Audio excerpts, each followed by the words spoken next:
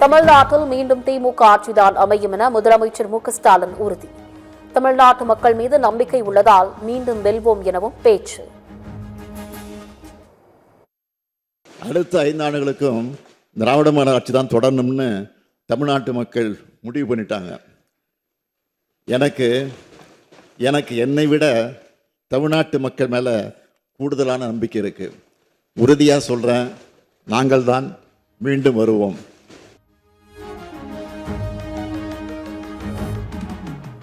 கலைஞர் கனவு இல்ல திட்டத்தில் மேலும் 3500 கோடியில் 1 லட்சம் வீடுகள் கட்டப்படும்.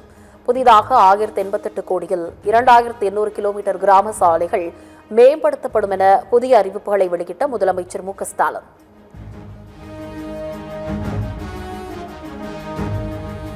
அரசு தயாரித்த உரையை படிக்காத ஆளுநரின் செயல் மக்களாட்சிக்கு விடப்பட்ட சவால். தன்னை சீண்டி பார்ப்பவர்களை மகிழ்ச்சி அடையலாம், ஆனால் தன்னை எதுவும் செய்ய முடியாது என பேரவையில் முதலமைச்சர் மு.க.ஸ்டாலின் சூளுரை. தமிழ்நாட்டினுடைய நலனுக்காக செயல்பட வேண்டிய ஆளுநர் அவர்கள் தமிழ்நாட்டுக்கு எதிராக, மக்களுக்கு பாடுபடக்கூடிய நமக்கு எதிராக தொடர்ந்து செயல்படுவதுதான் நமக்கு உள்ளபடியே வேதனையா இருக்கு. என்னை சீண்டி பார்ப்பவர்கள் மனசுக்குள்ள மகிழ்ச்சி அடையலாமே தவிர அது என்னை எதுவும் செய்ய முடியாது. தமிழக சட்டப்பேரவை கூட்டத்தொடர் தேதி குறிப்பிடாமல் ஒத்திவைப்பு. முதலமைச்சர் பதிலுரையுடன் பேரவை நிறைவு.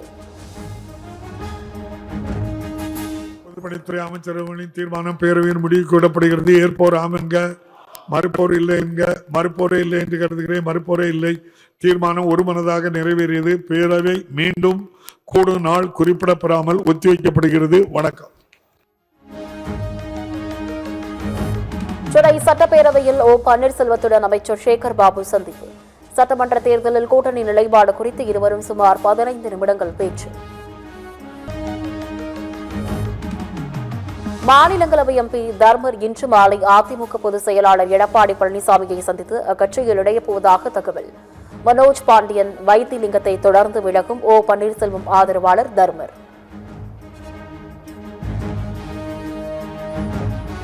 கமல்ஹாசன் தலைமையில் இன்று மக்கள் நீதி மய்யத்தின் நிர்வாகி மற்றும் செயற்குழு கூட்டம். திமுக கூட்டணியில் சென்னை, கோவையில் அதிக தொகுதிகளை கேட்பது குறித்து முக்கிய முடிவு.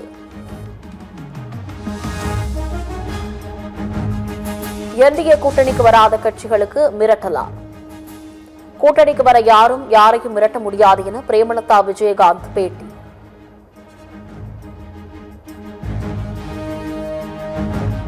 ஸ்டிக்கர் ஒட்டுவதையும் மத்திய அரசுக்கு எதிராக பேசுவதையுமே சாதனையாக வைத்து திமுக ஆட்சி நடத்துகிறது. பாஜக எம்எல்ஏ வானதி ஸ்ரீனிவாசன் விமர்சனம். செங்கல்பட்டு, விழுப்புரம், கடலூர், மயிலாடுதுறை மாவட்டங்களுக்கு மஞ்சள் எச்சரிக்கை. புதுவை மற்றும் காரைக்கால் பகுதிகளிலும் கனமழை பெய்யக்கூடும் என சென்னை வானிலை ஆய்வு மையம் தகவல்.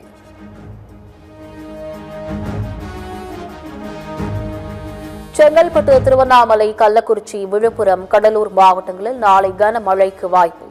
சேலம், நாமக்கல், தஞ்சாவூர், ராமநாதபுரம் மற்றும் புதுவைக்கும் கனமழை எச்சரிக்கை.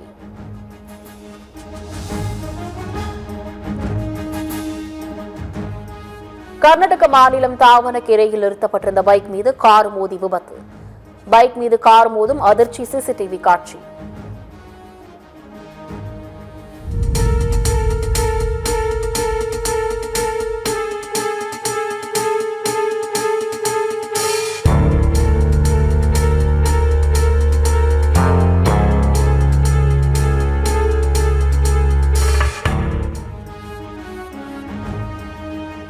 எழுபத்தி குடியரசு தினத்தையொட்டி சென்னை காமராஜர் சாலையில் ஏற்பாடுகள் தீவிரம். மெரினா கடற்கரை பகுதியில் 5 அடுக்கு பாதுகாப்பு.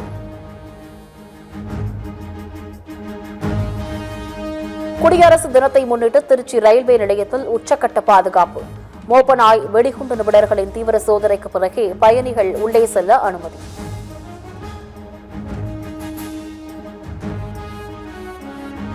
நாகை அருகே குடும்ப சண்டையை வேடிக்கை பார்த்தவரை காரை ஏற்றிக் கொள்ள முயற்சி.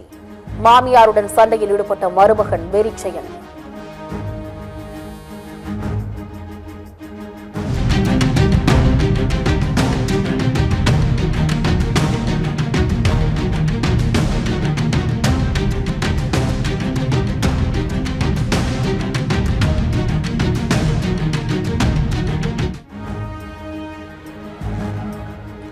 மகாராஷ்டிர மாநிலம் நவி மும்பையில் செயல்படும் ரசாயன தொழிற்சாலையில் பயங்கர தீ விபத்து.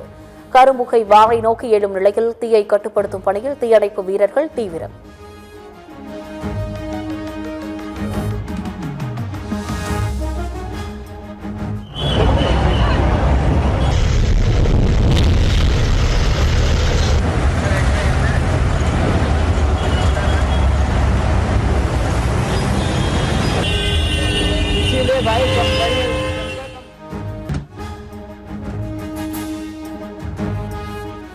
ஜனவரி 27ஆம் தேதி அனைத்து கட்சி கூட்டம். பட்ஜெட் கூட்டத்தொடர் தொடங்க உள்ளதை அடுத்து கூட்டத்தை சுமூகமாக நடத்த மத்திய அமைச்சர் கிரண் ரிஜிஜு அழைப்பு.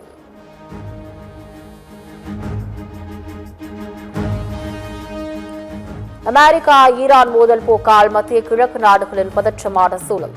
ஈரான், இஸ்ரேல், UAE, சவுதி உள்ளிட்ட நாடுகளுக்கான விமான சேவையை நிறுத்திய முக்கிய விமான நிறுவனங்கள்.